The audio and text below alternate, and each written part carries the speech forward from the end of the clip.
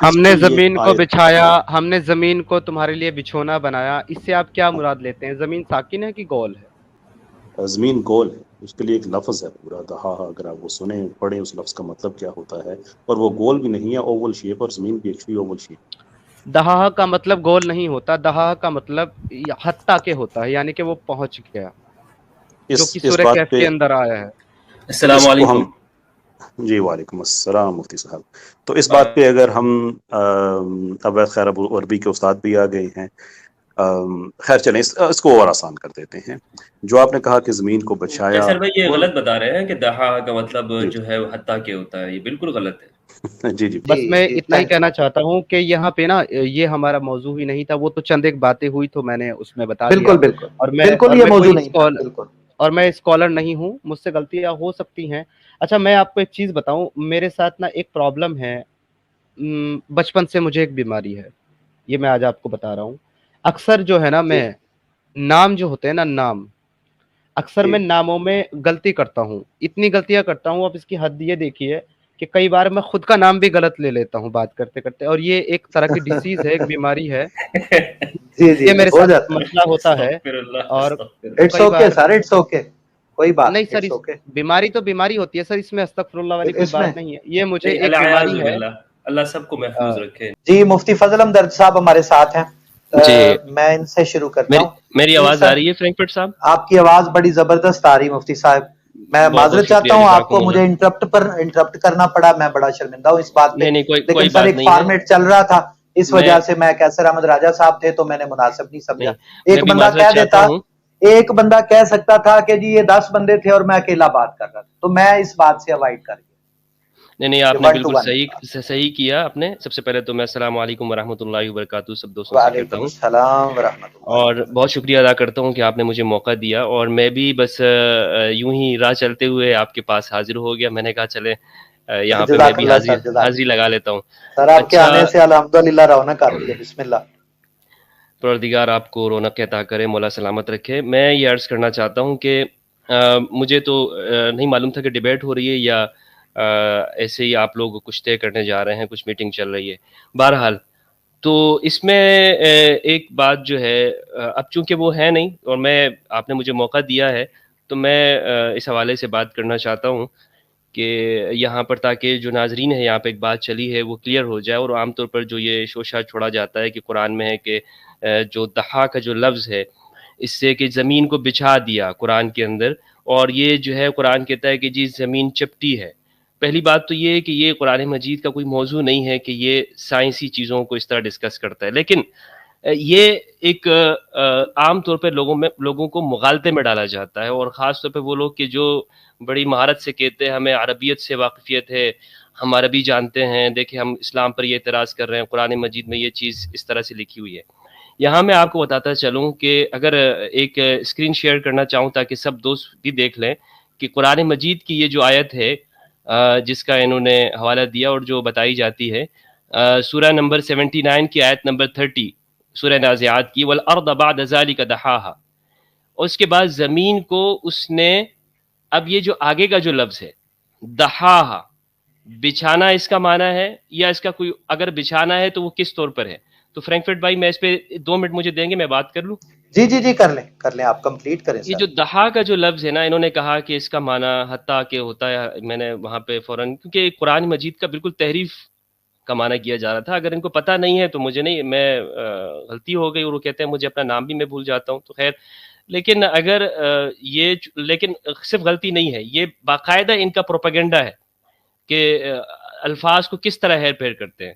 یہاں اس دہا کا جو میننگ ہے، آپ کسی بھی ڈکشنری کے اندر جائیں گے تو اس کا صرف ایک معنی نہیں آتا ہے، اس کے سینکڑوں میننگز ہیں، اور میں آپ کے ساتھ جو ہے وہ اگر اجازت دیں تو میں اسکرین شیئر کر رہا ہوں، اور اسکرین شیئر کے اندر میں آپ کو وہ اس کی ڈکشنری میں لے چلوں گا۔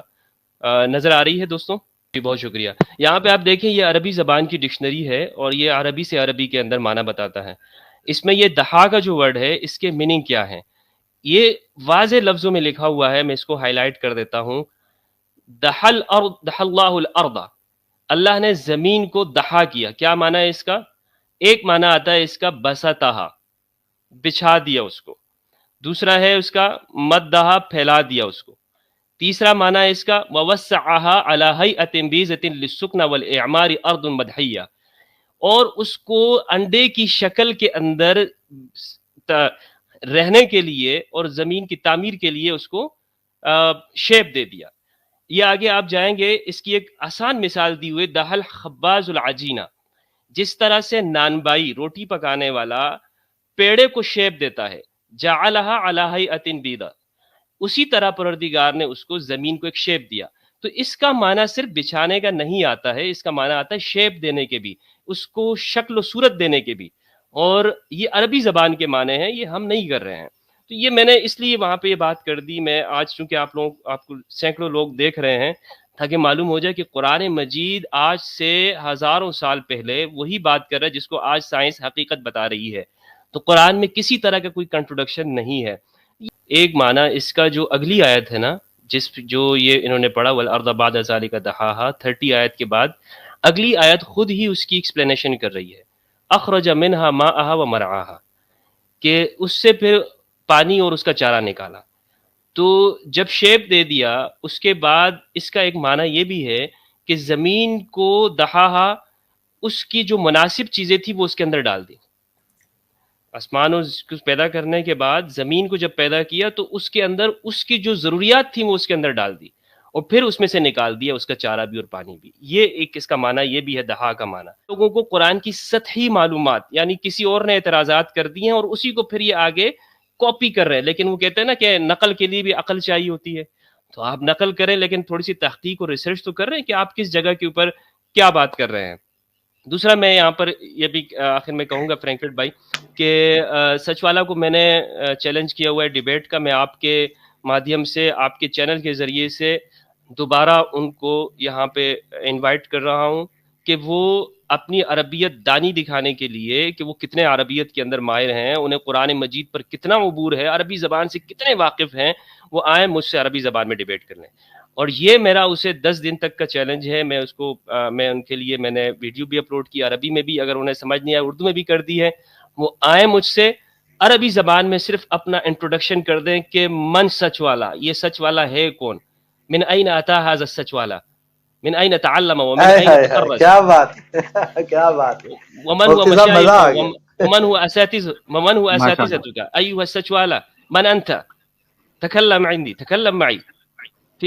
یعنی وہ عربی میں مجھ سے صرف بات کر لیں انشاءاللہ، میں اس کے بات ساری مان جاؤں گا. کہ آپ جو چیپٹر کویڈ نکالتے ہیں، چیپٹر یوٹیوب، اور اس میں پھر آپ کہتے ہیں کہ جی جھول ہے، یہ ہے، فلاں ہے، اور یہ ان کی جو عقلی نفسیاتی اور جو دماغی توازن کی جو مثال ہے، مانسک سنتولن کس طرح بگڑا ہوا ہے، یہ سب دنیا کے سامنے ہے. پھر کہتے ہیں کہ جی ہماری باتوں میں جھول ہے، کبھی کہتے ہیں جی ہمارے تو ہم اپنا نام بھی بھول جاتے ہیں. تو ہم آپ کا کیا کریں؟ پہلے آپ جائیے کسی اپنے ماہر نفسیات کے پاس جائے، اپنا علاج کروائے. جی مفتی صاحب. اچھا یہ عامر بھائی بڑی زبردست انہوں نے یہ ابھی جو آیت کی تفسیر کی ہے، جو الفاظ کی، بالکل ایسا ہی ہے. مبلغہ کو وہ سمجھ رہے شاید یہ سورج وہاں پہ غروب ہونے کی جگہ تک پہنچا. اگر یہ سورج کے لیے ہوتا تو بلغت ہوتا، تا تانیث آتی. اوہ یس، تھینک یو. پھر یہ انہی کی بات کو میں آگے بڑھاتا ہوں عامر بھائی کی. یہاں پر انہوں نے کہا کہ یہ لوگ اکثر کہتے ہیں کہ ایک مٹیالے پانی کے چشمے کے اندر غروب ہو رہا تھا. اس کا معنی ایک یہ بھی ہے کہ وہ جب وہ شخص اس جگہ پہ پہنچا کہ جہاں پہ سورج آنکھوں سے اوجھل ہو رہا تھا، ایک چندیائی ہوئی آنکھوں کے اندر، چندیائی ہوئی آنکھوں میں جب کوئی چیز دور ہوتی ہے تو ہم اس کے لیے آنکھیں ہم نے کیا کرنا ہوتی ہیں؟ بند کرنا ہوتی ہیں. اور آنکھوں کو ہم نے دور تک نظر ڈالنے کے لیے ہم آنکھوں کو کیا کرتے ہیں؟ تھوڑا کلوز کرتے جاتے ہیں. تو یہاں چشمے کا معنی کے بجائے یہاں عین آنکھ کو بھی کہتے ہیں. حمیتن کا ایک معنی انہوں نے کہا حمام اسی سے، یعنی وہ آنکھ ایسی ہو جاتی ہے کہ جس میں کوئی چیز یعنی ہم سمیٹنے کی کوشش کرتے ہیں. تو اس مقام تک وہ پہنچا، نہ کہ یہ کہ سورج واقعی کسی پانی کے اندر جا رہا تھا، جو یہ معنی لینے کی کوشش کرتے ہیں آپ.